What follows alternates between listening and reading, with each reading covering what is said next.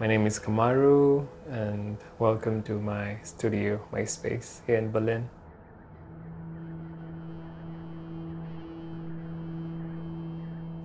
I moved here in November last year, and I moved here for my master's in sound studies. Like the soundscape in Berlin is very different from like most places I've been, and one thing that stood out moving here was its silence.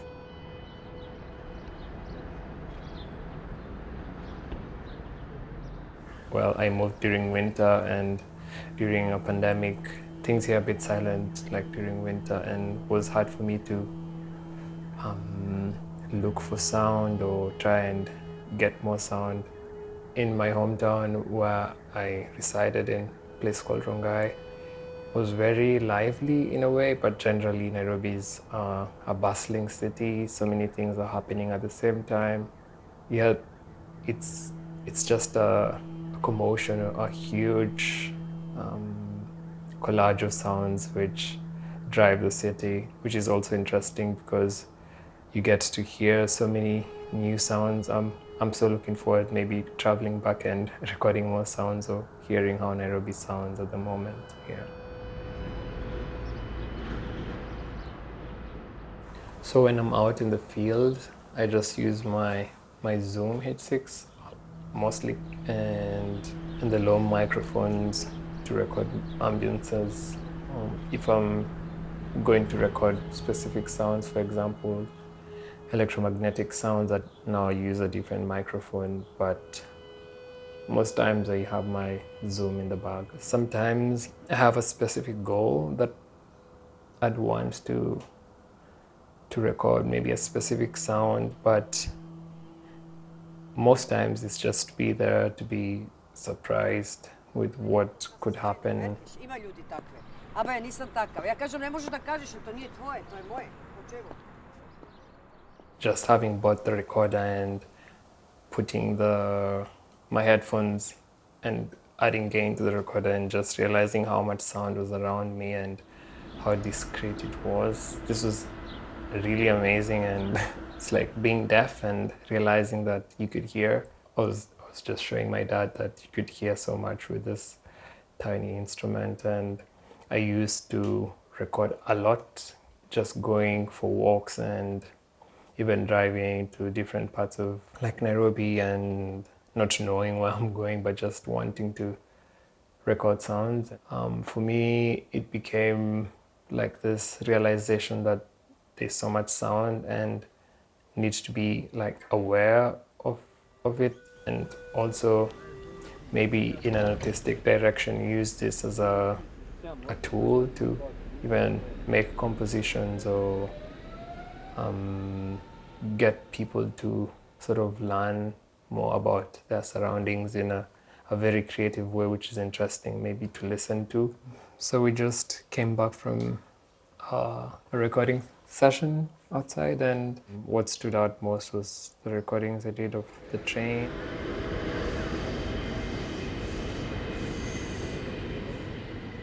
When one of the trains was sort of braking and had some very high tones, which could probably be a starting point of a composition or something.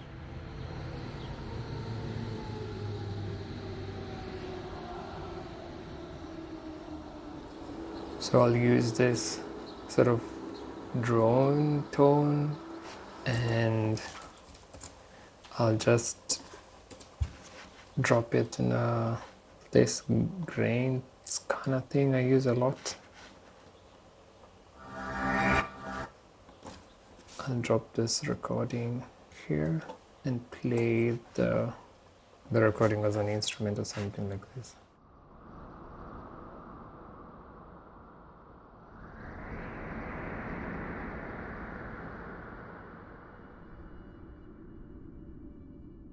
When I'm back in the studio or back in the creative process and going through my recordings, sometimes I don't go back to them on the same day. I could stay like few days or months without listening back to the recordings. If it's a very intentional project, I'll go back and name everything and listen back to the recordings and sort of put metadata on them. Yeah, I think I'll just record this drone maybe for 2 minutes or something, and we'll use this as the bed of the piece, and I'll try and just use only the recordings I did today to make different textures and sounds. I'm playing a note from the tone and just making like a balance on the level and just sort of a fade in and fade out. Okay, when I have like this as the bed, or yeah, like a starting point for the composition, I'd listen through the different parts of the recordings.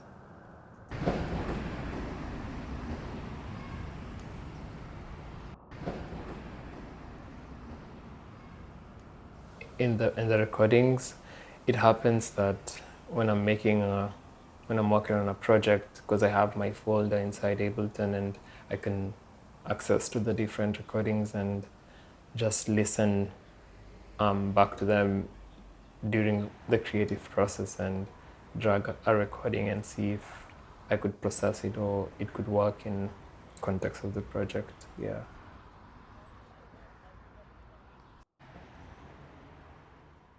So I've taken this field recording of the train and a bit processed it a bit, and I'll just lay it on top of the recordings themselves, which were not changed much.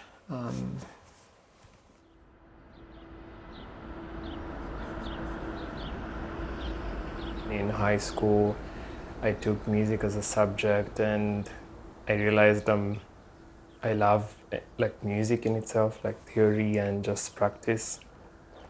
And later in my university, I decided to pursue it like fully as a career choice, and gladly my parents allowed me to do this, which was interesting. And along the way, I learned that you can make a beat on a laptop or produce. So I was using my dad's work computer to make beats and just experiment and learn how to use the DAW, and yeah, it's just been evolving and yeah, learning process every single day.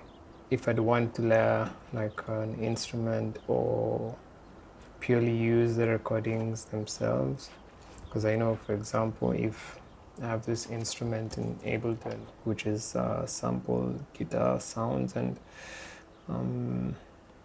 when I play this on top of like the recordings, it could be something that could evolve in a more musical direction, because the tones and the mood of the sounds already fits this instrument.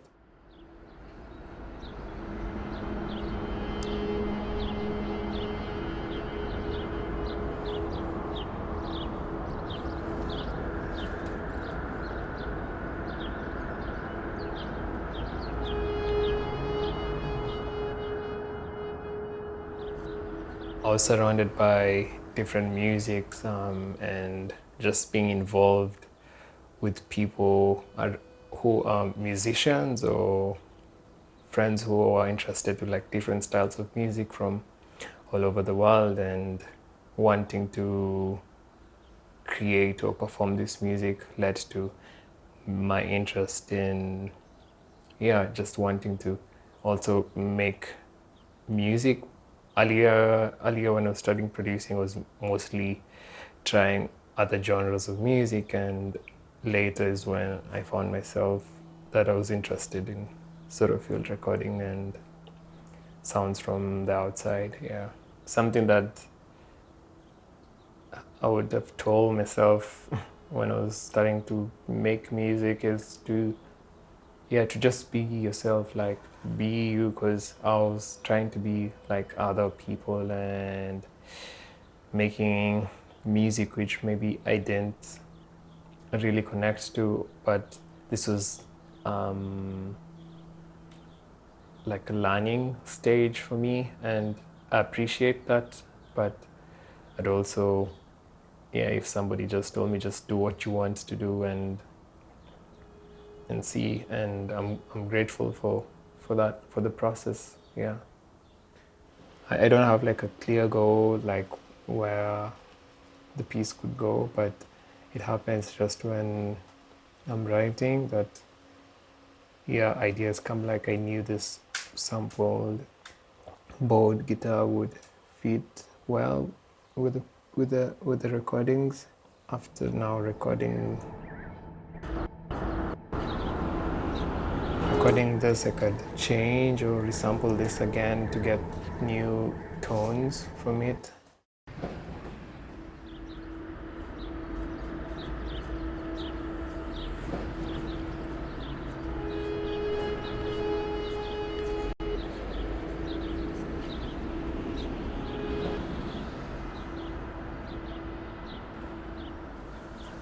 Yeah, I've had like situations where I'm in a block and not trying not to accept that I can't create stuff and forcing myself to do it. But I realized that we all creatives go through this, and yeah, I think the past year since November has been the longest time, and since I had a block where I was still writing music and making compositions, but personally, some of them felt that, yeah, I'd reached a point where I'd want more sort of inspiration or challenge and just to try something new. Because, for example, with my record Peel, if I'd want to create something similar, I would, but I want to make something different and challenging than that. And yeah,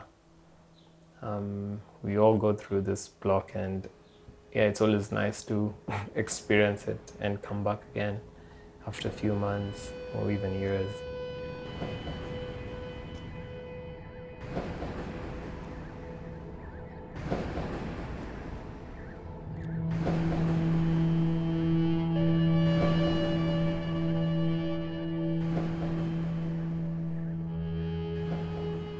I'm not so sure what will happen in the future, but even in these uncertain times, but just being consistent and yeah, just doing what I've always been doing since I started making music, and always going back to the thought of like, why am I making art? And yeah, I'm just staying optimistic about things, and even in challenging times about the future. Yeah.